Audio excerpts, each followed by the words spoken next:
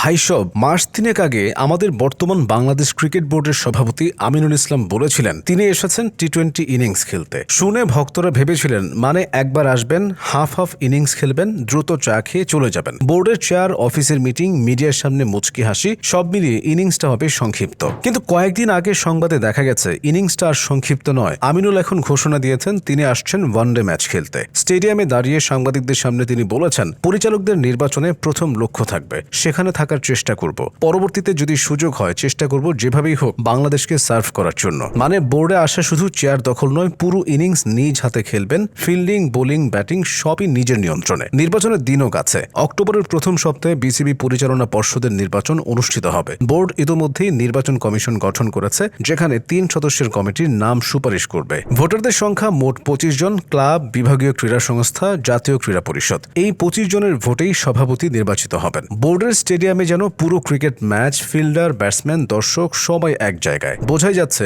বোর্ডে আসা মানে শুধু চেয়ার দখল নয়, পুরো ম্যাচ খেলতে হবে। আমিনুল যখন দায়িত্ব নিয়েছিলেন তখন বলেছিলেন এটি হবে দ্রুত ইনিংস, মানে টি-20। কিন্তু কাজ তখনও শেষ হয়নি। অনেক উদ্যোগ শুরু হয়েছে, অনেক প্রকল্প মাঝপথে। তাই এবার তিনি ওয়ানডে ইনিংস খেলবেন।